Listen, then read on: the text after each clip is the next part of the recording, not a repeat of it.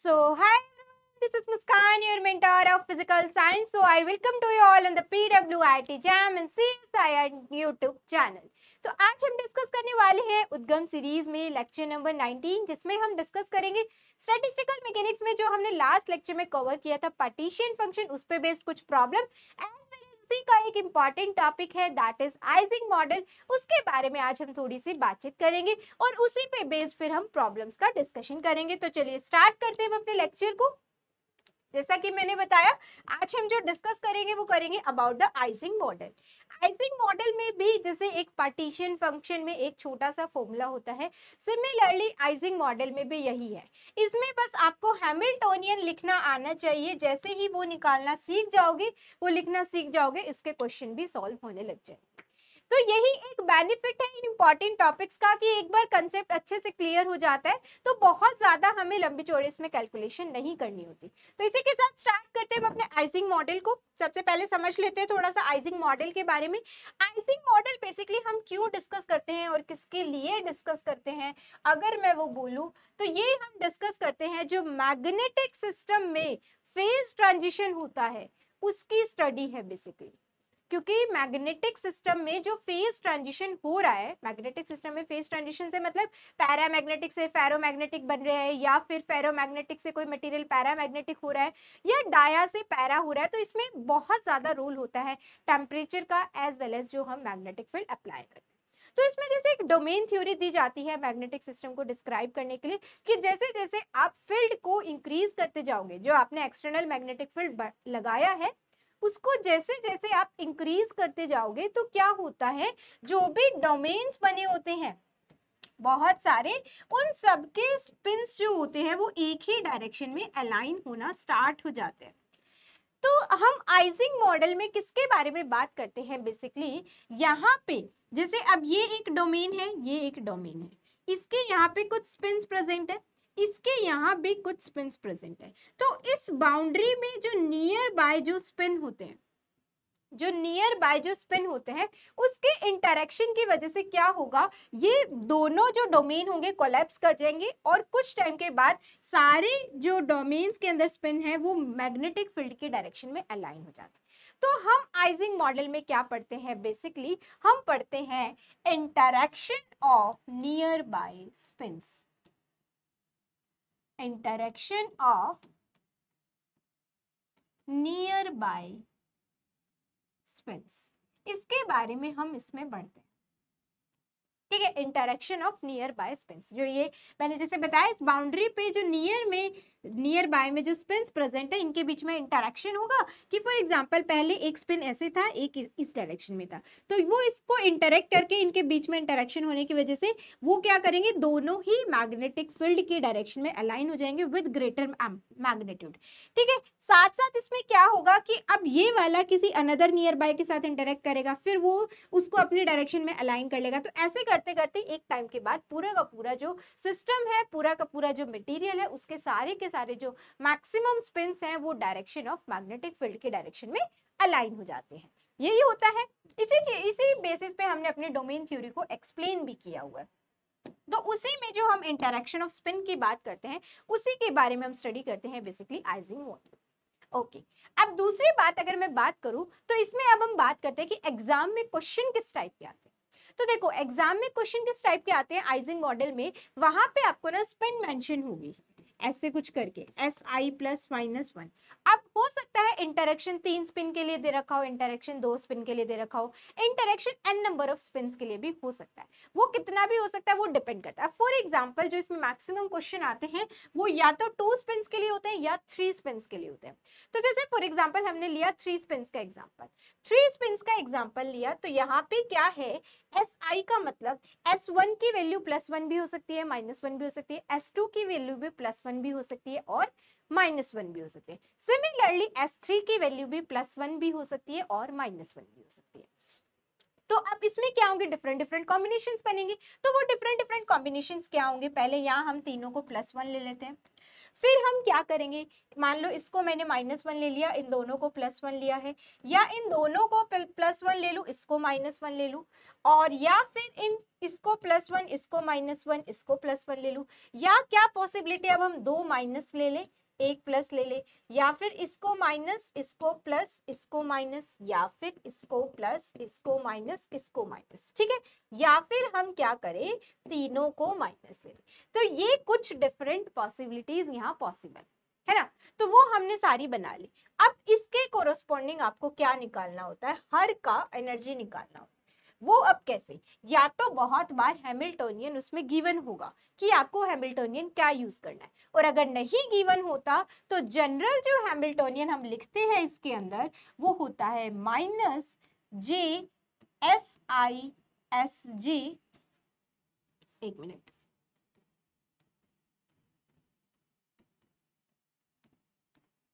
ठीक है, -B summation of SI। यहाँ हम क्या कह रहे हैं, ये देखो SI SG, अब यहाँ पे बहुत सारे स्पिन्स है, जैसे S1 S2 S3, 3 स्पिन्स है, तो इनके बीच में क्या हमने देखा है, नियर बाय इंटरेक्शन देखा है। अब ये किस तरीके से अरेंज है, ये लीनियरली भी अरेंज हो सकते हैं, जैसे इसमें क्या हो सकता है, अब ये तीनों स्पिन, एक यहाँ रखा है, एक यहाँ रखा है, एक यहाँ रखा है, ये S1 S2 और S3, तो इस स्पिन का इसके साथ इंटरेक्शन होगा, इस स्पिन का इसके साथ इंटरेक्शन होगा। हमें क्या लेना है, केवल नियर बाय इंटरेक्शंस लेने हैं। अब यही मैं इनको ऐसे अरेंज कर दूं, तो यहाँ हम क्या ले रहे होंगे, ये मेरा S1 है, ये S2 है और ये S3 है, इसका आपस में इंटरेक्शन होगा, इनका आपस में इंटरेक्शन होगा और इसका आपस में इंटरेक्शन होगा। तो यहाँ बेसिकली जो ये टर्म लिखी गई है, this is for the mutual interaction of the spins. यहाँ पे स्पिन्स में क्या हो रहा है, म्यूचुअल इंटरेक्शन हो रहा है। और स्पिन क्या है हमारी, जैसा डोमेन थ्योरी में हमने देखा, आपस में इंटरेक्शन हो रहा है as well as magnetic field के साथ इंटरेक्शन हो रहा है। तो ये वाली जो टर्म है ये रिप्रेजेंट कर रही है हर मैग्नेटिक फील्ड के हर स्पिन के मैग्नेटिक फील्ड के इंटरेक्शन को, ठीक है। मतलब S1 स्पिन है, ये भी मैग्नेटिक फील्ड के साथ इंटरेक्ट करेगी, S2 स्पिन है तो ये भी मैग्नेटिक फील्ड के साथ इंटरेक्ट करेगी, और अगर S3 स्पिन है तो ये भी मैग्नेटिक फील्ड के साथ इंटरेक्ट करेगी। तो ये वाली जो टर्म है वो उस इंटरेक्शन को रिप्रेजेंट करती है, ठीक है। सो यहाँ पे अब हम क्वेश्चन से समझेंगे तो ज्यादा अच्छे से हमें समझ आएगा कि हमें क्या करना है, ठीक है। सो SI equal to +-1. This is the general form of Hamiltonian.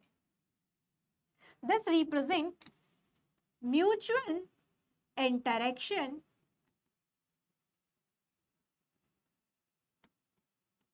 between spins,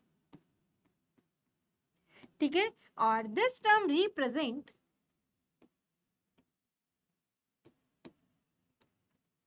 interaction of spin with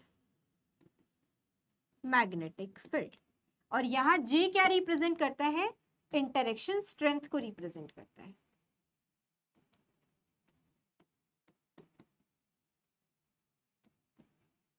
ठीक है, ये इसको रिप्रेजेंट करता है। तो अब इस पे हम क्वेश्चन देखते हैं ताकि हमें और अच्छे से क्लियर हो कि हमें इसको हैंडल कैसे करना है। चलो ठीक है, तो पहले हम क्वेश्चंस के साथ स्टार्ट करते हैं। एक मिनट,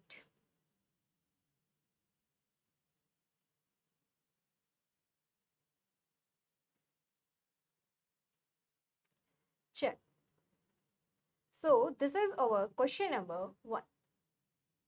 देखो क्वेश्चन क्या है, the Hamiltonian of a system of 3 spin is this. अब यहाँ ऑलरेडी हैमिल्टोनियन दिया हुआ है तो आप लोगों को इसी हैमिल्टोनियन को यूज करना है, ठीक है, जहां पे SI की वैल्यू क्या है, +1 और -1, मतलब S1 S2 S3 की वैल्यू आप क्या ले सकते हो, +1 भी ले सकते हो और -1 भी ले सकते हो। इट्स कैनोनिकल पार्टीशियन फंक्शन, हमें क्या निकालना है, पार्टीशियन फंक्शन निकालना। देखो आप जब अरेंजमेंट्स बनाओगे, जैसे यहाँ पे आपने अरेंजमेंट्स बनाए तो उसके कोरस्पॉन्डिंग यहाँ क्या आएगी, डिफरेंट डिफरेंट एनर्जी आएगी, और जब आपको एनर्जी पता है तो पार्टीशन फंक्शन लिखना हमें आता है, हमने कल ही सीखा था। तो अब देखो इसमें आपका पार्टीशन फंक्शन लिखना भी आप और अच्छा हो जाएगा, और आपका एक कंसेप्ट आइजिंग मॉडल भी सीख जाओगे।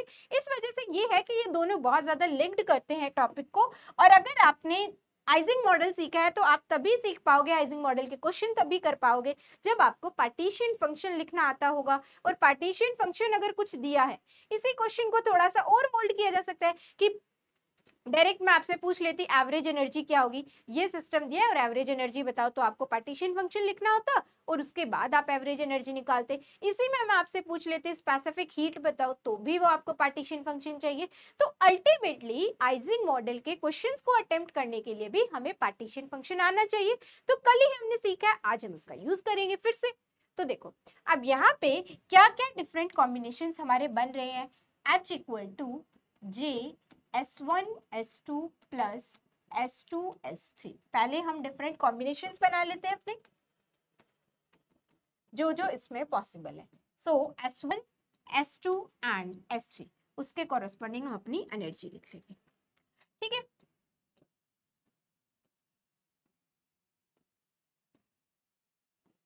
सो फर्स्ट इज 1 1 1 -1 1 -1 1 -1 -1 -1 -1 -1 1 -1 -1 1 1 1 -1 1 1 1 -1 -1 -1 ठीक है। सो देखो जब S1 S2 S3 तीनों ही प्लस है तो इसकी जगह भी 1, इसकी जगह भी 1, तो क्या आ जाएगा 2J। अब क्या है S1 और S3 हमारे पास माइनस में है, तो S1 S2 को करोगे तो यहाँ से क्या आएगा माइनस का 1 और यहाँ पे भी क्या आएगा माइनस का 1, तो इट्स बिकम -2J। अब नेक्स्ट अगर हम देखें 1 -1 और -1, मतलब S2 और S3 की वैल्यू क्या है प्लस में आएगी और ये वाली माइनस में आएगी, तो इट्स बिकम 0। अब नेक्स्ट अगर हम देखें -1 और ये +1 है, तो ये वाले टर्म माइनस, ये वाले टर्म प्लस, फिर से 0। अब अगर हम देखें, हम यहाँ तक सॉल्व कर चुके हैं, ठीक है। अब अगर हम देखें कि ये वाला माइनस है, ये दोनों प्लस है, तो ये वाले टर्म अगेन माइनस बन जाएगी, ये वाले टर्म प्लस बन जाएगी, तो इसमें भी 0। ठीक है, अब अगर हम नीचे जाएं कि भाई ये वाले टर्म, ठीक है, और जब हमने S1 और S2 को लिया प्लस, तो ये प्लस हो गए, यहाँ से ये माइनस हो गया। ठीक है, अब आपने एक टर्म माइनस में ली है तो ये वाले टर्म माइनस में हो जाएगी, ये वाले टर्म प्लस में हो जाएगी, और अब क्या होगा ये वाले टर्म माइनस हो जाएगी और यहाँ ये वाली भी टर्म माइनस में रहेगी। चलो देखो अब इसमें हम क्या कर रहे हैं, S2 S3 में एक माइनस है, इसमें भी एक माइनस है, तो दिस बिकम -2J। ठीक है, अब नीचे वाले की अगर मैं बात करूं तो फर्स्ट टर्म प्लस होगी, नेक्स्ट टर्म माइनस होगी, तो 0। और सबसे लास्ट वाले की अगर मैं बात करूं तो this is plus and this is also plus, तो इट्स बिकम 2J। ठीक है, अब देखो ये वाली जो 2J के कॉरेस्पॉन्डिंग एनर्जी है वो 2 बार आई है, तो जो 2J के कॉरेस्पॉन्डिंग एनर्जी होगी उसकी डिजेनरेसी 2 हो जाएगी। तो Z जब हम लिखेंगे सो E की पावर हम क्या ले रहे हैं पहले, मतलब 2J के कॉरेस्पॉन्डिंग अगर हम लिखेंगे तो उसकी डिजेनरेसी कितनी है 2 है, E की पावर बीटा 2J प्लस, जब अगर आप 0 के कॉरेस्पॉन्डिंग लिखते हो तो उसकी डिजेनरेसी कितनी है 4, E की पावर 0 प्लस, जब अगर आप -2J के कॉरेस्पॉन्डिंग लिखते हो तो क्या आता है 2E की पावर +2 बीटा J। तो ये क्या बन जाएगा basically Z equal to 4 + 2E की power 2 beta J plus E की पावर -2 बीटा J 4 है। अब यहाँ पे वही अकॉर्डिंग टू ऑप्शन हमेशा इसमें चलना रहता है, तो इसको हम क्या लिख सकते हैं 2E beta J plus E की पावर -बीटा J का होल स्क्वायर -2। इसको अगर आप ऐसे लिखोगे तो ये इसी के इक्वल आएगा, क्यों, क्योंकि इसका स्क्वायर खोलोगे तो यहाँ से ये 2, यहाँ से ये 2, फिर एक टर्म आएगी 2 मल्टीप्लाई में दिस, ये कैंसिल होके 2 बचेगा, यहाँ -2 हमने ऑलरेडी कर दिया। ठीक है, सो अब देखो अब क्या बन गया, अब ये बन गया यहाँ पे ये 4 और ये वाला 4 कैंसिल हो गए, तो ये क्या बन गए 2 cos हाइपरबॉलिक बीटा J की पावर 2, ये आ गया। सो ये जिसमें भी दिया है वो इसका करेक्ट आंसर हो जाएगा। सो करेक्ट ऑप्शन कौन सा हो गया बी। ठीक है, बी इसका करेक्ट ऑप्शन। ओके, ठीक है, चलो इजी था ना क्वेश्चन। अब हम स्टार्ट करते हैं अपने नेक्स्ट क्वेश्चन को, देखते हैं क्या है। देखो नेक्स्ट क्वेश्चन क्या है, the Hamiltonian of a system of an non interacting spin half particle, जिसमें आपको हैमिल्टोनियन क्या दिया हुआ है, H is equal to minus mu not B summation of I S I G, और एस आई जी की वैल्यू क्या दी हुई है, +1 दी हुई है और -1 दी हुई है। तो इसका मतलब क्या हुआ, जब आपको यहाँ पे दो वैल्यूज दी हुई है, एस आई जे की बेसिकली आपको दो वैल्यू दी हुई है, एक तो +1 एक -1, ठीक है। सो यहाँ एनर्जी क्या हो गई आपकी, एक तो हो गई आपकी एनर्जी की value minus mu not B, और एक हो गई आपकी एनर्जी की value plus mu naught B. यही होंगी आपकी दो एनर्जीज होगी, एक तो होगी माइनस म्यू नॉट बी, एक होगी प्लस म्यू नॉट बी, ठीक है। अब आपको क्या बोला है, आपको निकालना है स्पेसिफिक हीट। लो आ गए ना, अभी जो मैंने आपको बोला था कि अब इसमें अल्टीमेटली आपको क्या चाहिए, पार्टीशन फंक्शन चाहिए। सो पार्टीशन फंक्शन क्या होगा, z equal to E mu not B plus E की power minus mu not B, यही होगा हमारा पार्टीशन फंक्शन। ये हम किस में आ गए, मैग्नेटिक सिस्टम में आ गए ना। जैसे ही ऐसे देते, अब तो हमने सब कुछ कल सॉल्व किया ही था, हम इसको आराम से निकाल लेंगे। सो यहाँ से अगर मैं एनर्जी निकालना चाहूँ, एवरेज एनर्जी, तो वो क्या होगी, minus del by del beta L N Z, यही होगा। तो ये क्या बन जाएगा, minus del by del beta L N Z की वैल्यू क्या होगी, जेड की वैल्यू होगी E mu not B plus E के power minus mu not B, ठीक है। फिर यहां से हमारी एवरेज एनर्जी क्या आएगी, that is minus del by del beta L. अब अगर आप डिफरेंशिएशन करोगे, माइनस को बाहर रखो, तो नीचे आएगा ई की power mu not B plus E की power minus mu not B, और बीटा भी था, ठीक है। अब आपको क्या करना है, डिफरेंशिएशन करना है विद रिस्पेक्ट टू बीटा। तो पहले इस वाले टर्म को करोगे, फिर इस वाले टर्म को करोगे, तो एक फैक्टर म्यू नॉट बी दोनों में है जो बाहर आएगा, यहाँ आएगा E beta mu naught beta B, मतलब minus E beta mu not B, ये आ रहा है, ठीक है। सो यहाँ से आपकी वैल्यू क्या आई, that is equal to minus mu not B 10 hyperbolic beta mu not B, ये आ गई हमारी वैल्यू, किसकी आई है, हमारी एवरेज एनर्जी।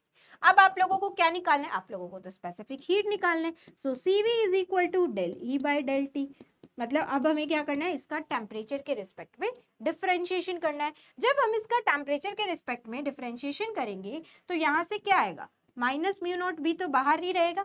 अब 10 हाइपरबॉलिक का डिफरेंशिएशन अगर हम करेंगे तो क्या होगा, second square hyperbolic beta mu B, और एक म्यू बी से म्यू नॉट बी से बाहर, और बीटा का डिफरेंशिएशन करोगे तो के बी टी स्क्वायर, यही आएगा। सो यहां से क्या आएगा, बेसिकली यहां से आएगा, देखो यहाँ भी एक माइनस और आएगा इसकी वजह से, बीटा की वजह से, तो ये माइनस इस माइनस से कैंसिल। अब यहाँ क्या वैल्यू बन गई, mu nought square B square upon में के बी टी स्क्वायर, और ये क्या बन गया, second square hyperbolic beta mu B. ये हमारे पास स्पेसिफिक हीट आई है। अब हमें क्या करना होगा, अब हमें ऑप्शंस को देखना होगा और उसके अकॉर्डिंग अपन को आगे इसको सिंप्लीफाई करना होगा। तो अगर मैं ऑप्शंस में जाऊं, तो ऑप्शंस में क्या किया हुआ है, इसको सिंप्लीफाई किया गया है in the terms of numerical values. यहाँ आपको कुछ वैल्यू दी है, वो दी हुई है ई म्यू नॉट बाई के बी टी, मतलब आपको इसको एक्सपोनेंशियल के टर्म में कन्वर्ट करना होगा बेसिकली। सो सीकेंड स्क्वायर हाइपरबोलिक को हम कैसे कर सकते हैं, देखो क्या इसको मैं ऐसे कर दूं तो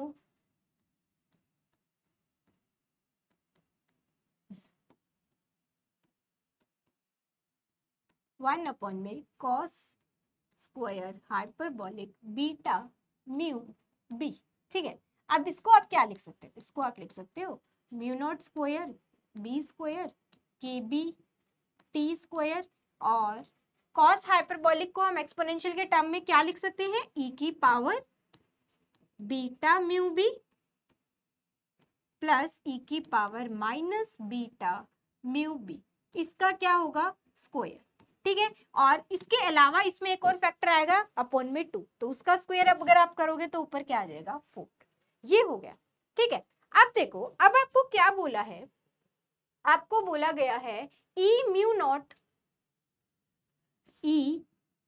नॉट बी अपॉन में के बी टी की जो वैल्यू है दैट इज इक्वल टू 2, ये आपको दिया हुआ है। सो अगर आप लोग यहाँ से म्यू नॉट बी बाय के बी टी की वैल्यू निकालोगे तो वो क्या आएगी, that is equal to ln2, यही आएगी ना। ठीक है, ये भी हो गया। अब इस वैल्यू को आप यहाँ सब्स्टिट्यूट कर लेते हैं तो देखो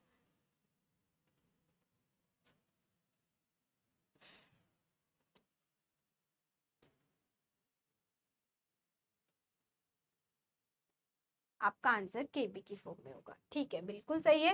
अब अगर इसमें केबी से मल्टीप्लाई केबी से डिवाइड करें तो इसके बाद ये टर्म कुछ ऐसी बन जाएगी, केबी अपॉन में टी का होल स्क्वायर इनटू में केबी, और यहां से ये बनेगा 4 अपॉन में ई बी म्यू बी की वैल्यू क्या है 2 है, और ये क्या है 1/2 है। सो इसका भी स्क्वायर और फिर ये का। यहाँ आप क्या लिख सकते हो, इसको आप लिख सकते हो ln2 का स्क्वायर लिख सकते हो। ठीक है, सो ln2 का स्क्वायर, इसका मतलब क्या हुआ, बेसिकली किसी चीज को आप ऐसे लिख रहे हो ln2 डॉट ln2, इसको आप कैसे सिंप्लीफाई करोगे, अब आपको ये समझना होगा, है ना। ln2 स्क्वायर का मतलब क्या हुआ, इसको अब हम कैसे देखें। सो इट्स लाइक कि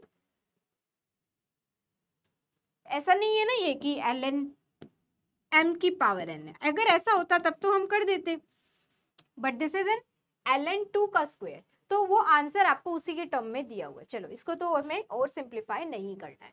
ठीक है, अब इसको थोड़ा सा सिंप्लीफाई कर लेते हैं kb, और यहाँ ये क्या बचेगा, ये this is 4 and this is 2 4 5 by में 4। ठीक है, क्योंकि ये नीचे 2 आएगा तो उसका square, this is 25।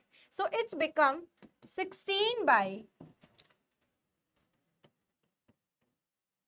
25 kb ln2 का होल स्क्वायर। अब देखो ये सब क्या था, पूरा का पूरा मैथमेटिकल कैलकुलेशन, हमने इसमें कुछ भी नया कंसेप्ट नहीं लगाया। मैंने कल भी आपको बोला था क्वेश्चन और ऑप्शन के अकॉर्डिंग हम चलेंगे। यहाँ हमें क्या दिया हुआ था, एक्सपोनेंशियल की फॉर्म में दिया हुआ था तो हमने उसकी फॉर्म में कन्वर्ट किया, या फिर आप यहाँ पे जो डेरिवेशन ले रहे हो वो भी उसी फॉर्म में ले सकते हो, कि आप इसको इसमें कन्वर्ट ही ना करो। वो मैंने इस वजह से किया क्योंकि यहाँ पे फिर हमारा जो डेरिवेशन लेते हो थोड़ा सा कॉम्प्लिकेटेड हो जाता, बहुत सारी टर्म्स को हैंडल करना होता। यहाँ डायरेक्ट ट्रिग्नोमेट्रिक फंक्शन को करते गए तो हमारे लिए कंपैरेटिवली इजी रहा, और लास्ट में आके हमने उसको कन्वर्ट कर दिया।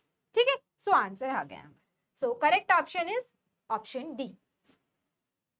करेक्ट ऑप्शन क्या होगा, ऑप्शन डी। ओके, चलो नेक्स्ट अब हम देखते हैं इसमें।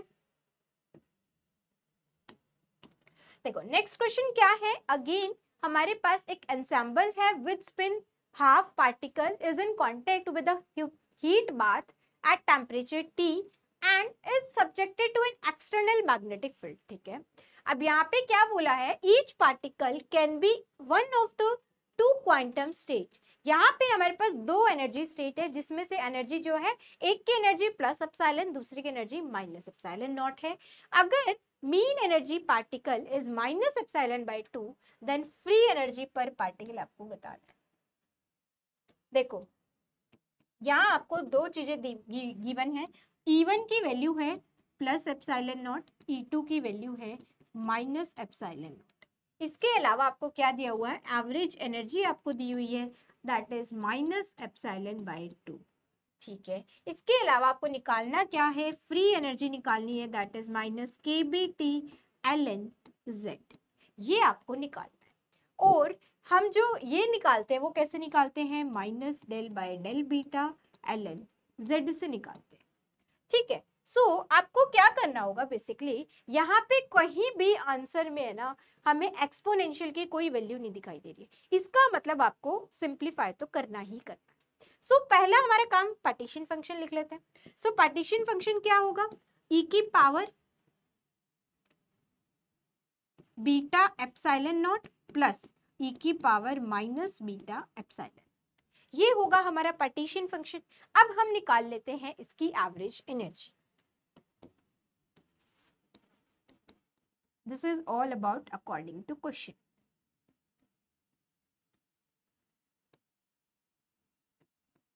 अब हम क्या निकाल लेते हैं, इसकी एवरेज एनर्जी। तो एवरेज एनर्जी अगर मैं निकालूं तो वो क्या होगी, minus del by del beta L N Z.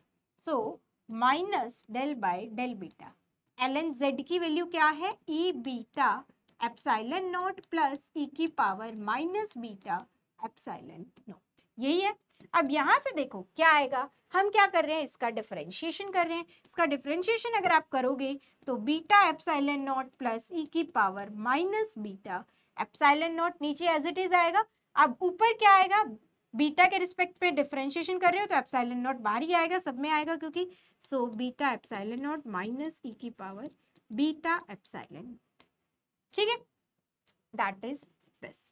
और एवरेज एनर्जी इन्होंने कितनी दी हुई है, इन्होंने दी हुई है एप्सिलॉन बाय 2 माइनस और प्लस ई की power beta epsilon not plus E की power minus beta epsilon naught that is equal to 2 E की power beta epsilon naught minus E की पावर माइनस बीटा एप्सिलॉन, ये होगा। तो यहां से अगर हम देखें तो ई की power beta epsilon nought is equal to 3 E की पावर माइनस बीटा एप्सिलॉन।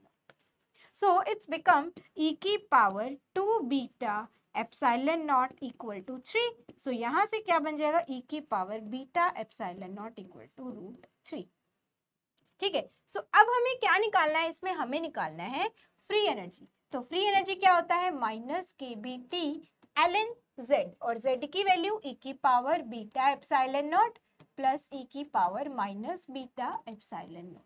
और हमारे पास किसकी वैल्यू है, हमारे पास है वैल्यू माइनस के बी टी एल एन। अब देखो इसकी क्या वैल्यू आएगी, इसकी वैल्यू आएगी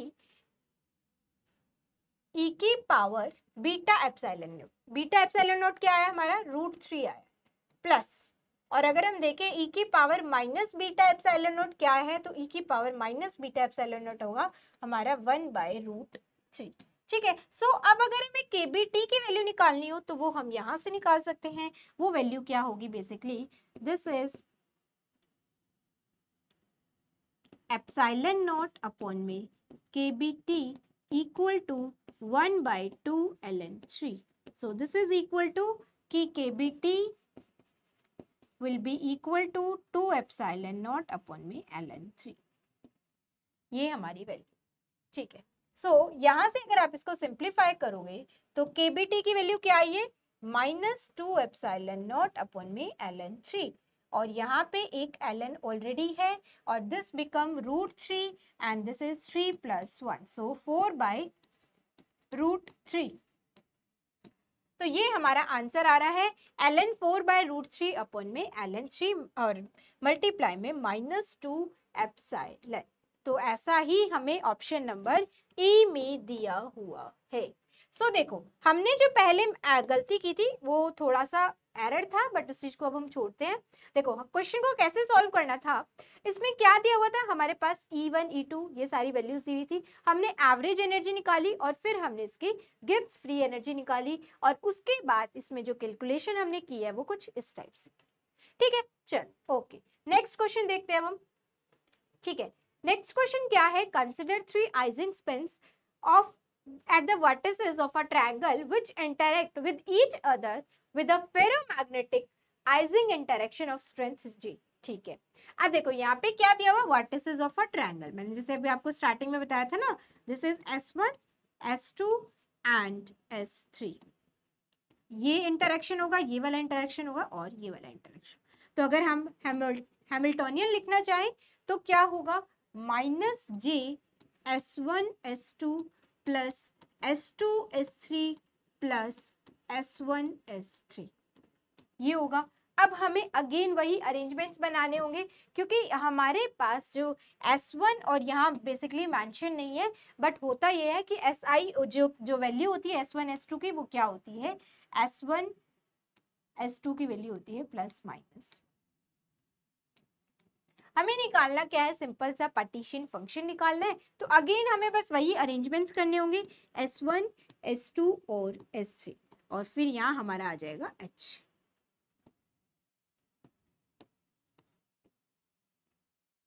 देखो 1 1 1 -1 1 1 1 -1 1 1 1 -1 -1 -1 1 1 -1 -1 -1 1 -1 -1 -1 ठीक है, सारे बन गए पेयर्स। अब देखो 1 1 1 तीनों 1 होगा तो 1 1 1 3 जी, ठीक है। ओके, नेक्स्ट क्या होगा, अब ये माइनस ये प्लस तो ये वाले टर्म माइनस हो जाएगी, फिर ये वाले टर्म प्लस तो ये कैंसिल हो जाएगी, ये वाले टर्म सरवाइव करेगी, that is minus minus plus J. ठीक है, अब इसके केस में देखें हम तो ये वाले टर्म माइनस होगी, ये वाली टर्म भी माइनस होगी, लेकिन ये वाले टर्म प्लस होगी, तो अगेन यहाँ पे भी क्या आएगा प्लस जे। अब इसके केस में भी देखें तो देखो इन दोनों से ये प्लस ये माइनस और फिर ये वाले माइनस, तो ये कैंसिल होके यहाँ भी एक माइनस बचेगा, दैट इज नहीं, यहाँ ये प्लस है हाँ और ये माइनस है और ये भी माइनस है, तो ये प्लस माइनस से कैंसिल और एक माइनस बचेगा, तो प्लस जे। अब बात करते हैं दो माइनस, तो इट्स बिकम प्लस और इट्स बिकम माइनस, तो कैंसिल। अब इसकी बात अगर हम करें तो ये माइनस माइनस माइनस फिर से आ गया हमारा प्लस। अब नेक्स्ट अगर हम बात करें, फर्स्ट वाली टर्म माइनस, सेकंड वाली टर्म प्लस फिर से कैंसिल और थर्ड वाली टर्म फिर से माइनस, तो प्लस जे आ गया। अब नेक्स्ट अगर मैं बात करूं इस वाले की, तो यहाँ पे first term minus, second term भी माइनस, थर्ड टर्म प्लस, फिर से जे आ गया। अब लास्ट अगर हम बात करें minus minus minus, this is minus minus plus, minus minus plus, minus minus plus, so it's become minus 3g। सो हमारे पास यहाँ पे अगर हम देखें 1 2 3 4 5 6 डिजेनरेसी है जिसकी एनर्जी है g और 2 डिजेनरेसी है जिसकी एनर्जी है -3g। तो यहाँ अगर हम पार्टीशन फंक्शन लिखना चाहें तो क्या होगा, 6 e की power minus beta j plus 2 e की पावर 3 बीटा 2 e की पावर 3 बीटा j 6 e की power minus beta j। So first option is the correct answer. बस सिंपल सा क्वेश्चन था और हमारा आंसर भी आ गया। ठीक है, चलो नेक्स्ट क्वेश्चन। अगेन थोड़े आइजिंग मॉडल के इसलिए हम क्वेश्चन डिस्कस करें क्योंकि पार्टीशन फंक्शन के तो इसमें ऑलरेडी इंक्लूडेड हो जाते हैं, है ना। सो अब हमारे पास क्या है, S0 S1 S2 S3, मतलब वही अगेन 3 स्पिन है S0 S1 और S2 और उनकी वैल्यू क्या है +1 और -1। हमारे पास हैमिल्टोनियन इस बार ये दिया हुआ, ठीक है। सो इसमें अब हम क्या करें, हम ये करेंगे, हमें निकालना क्या है, बेसिकली हमें निकालनी है एवरेज एनर्जी और बीटा की वैल्यू kBt लेनी है 1/kBt। ठीक है, तो इसको सॉल्व करते हैं। अगेन हमारे पास सिंपल सा काम आ गया है। ये सारे आप ही के पेपर के क्वेश्चन है, कोई भी डिफरेंट एग्जाम का क्वेश्चन नहीं है। H equal to -J S0 S1 plus S2। फिर से हमें क्या करना है, अब हमें फिर से इसके अंदर पेयर्स बनाने हैं।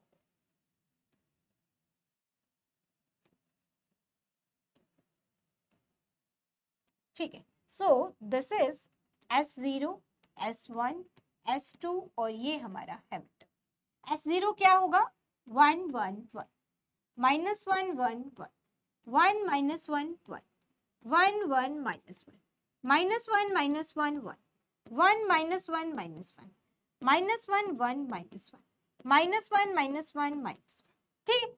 अब हर के कॉरेस्पॉन्डिंग एनर्जी लिखते हैं। देखो सबसे पहले सबसे तो प्लस प्लस है तो ये हो जाएगा -2j। अब अगर इसकी बात करें तो ये माइनस माइनस इसने प्लस बना दिया, दिस बिकम अगेन 2j।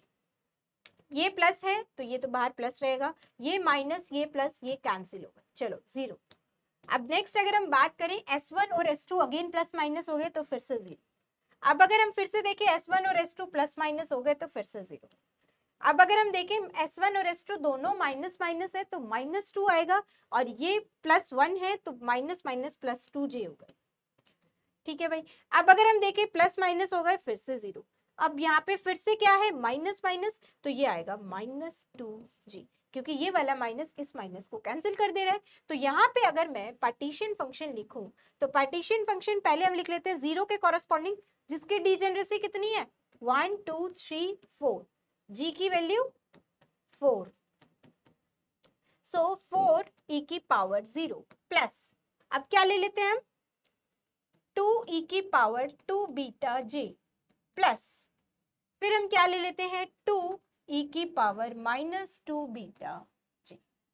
ठीक है, सो यहां से z की वैल्यू क्या आई, 4 plus 2।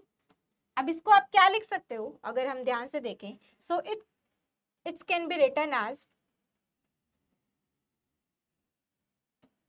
2 cos hyperbolic 2 beta j। ये तो सेम क्वेश्चन नहीं आ गया, अभी थोड़ी देर पहले हमने डिस्कस किया था, वहां भी कुछ यही रिजल्ट आ रहा था हमारा।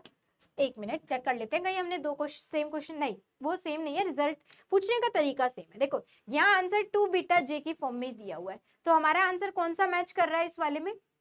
अभी तो वैसे हमने z निकाला है, अभी तो हमें एवरेज एनर्जी भी निकालनी है। ओके ठीक है, सो it's become 4 cos hyperbolic 2 beta,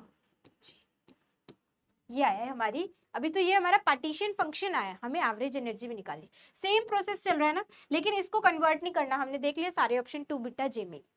तो अब हम निकाल लेते हैं इसकी एवरेज एनर्जी। एवरेज एनर्जी अगर हम निकालेंगे तो क्या आएगा, एवरेज एनर्जी से आएगा minus del by del beta L N Z, यही होगा।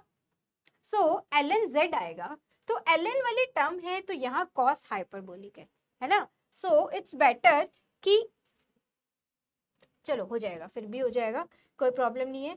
तो z की वैल्यू क्या है हमारी, z की वैल्यू है 4 cos हाइपरबॉलिक 2 बीटा जी।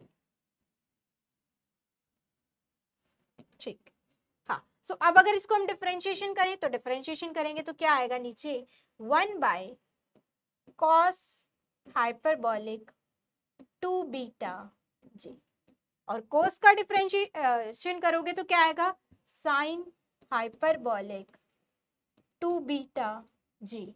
ठीक है, और बीटा के साथ इधर इसका डिफरेंशिएशन करोगे तो क्या आएगा 2j। So it's become -2 10 hyperbolic 2 beta G. ठीक है, इधर j भी है। सो ये हमारा इसका आंसर आ रहा है। तो लेट मी चेक कि कौन से ऑप्शन में ऐसा कुछ दिया। 10 की फॉर्म में आंसर नहीं दिया है, बट आंसर दिया हुआ है, ठीक है, sign hyperbolic 1 plus cos 2 hyperbolic z। Okay, I got the mistake. देखो हमने क्या किया, हमने इस वाले प्लस साइन को तो छोड़ ही दिया, जो कि नीचे तो आएगा ही ना, सही बात है, नीचे आएगा तो वो कैंसिल हो जाएगा, 4 it's become +1। Yes,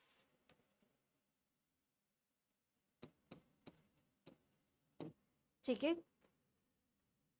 so this is the answer. ये कैलकुलेशन मिस्टेक होती ही है इसमें, इस वजह से बहुत ध्यान से करना पड़ता है, कुछ ना कुछ आप स्टेप स्किप कर जाते हो। ठीक है, सो इसका ऑप्शन करेक्ट कौन सा होगा, करेक्ट ऑप्शन होगा इसका डी। और इसके ऑप्शंस ही है जो आपको रास्ता दिखाते हैं कि आपको कहाँ जाना है ना, गलतियों से बचाने के लिए इसके ऑप्शंस ही हैं। अदरवाइज इसमें ऑप्शंस ना दिए हो तो इसका मल्टीपल आंसर आप निकाल सकते हो डिफरेंट डिफरेंट फॉर्म्स में।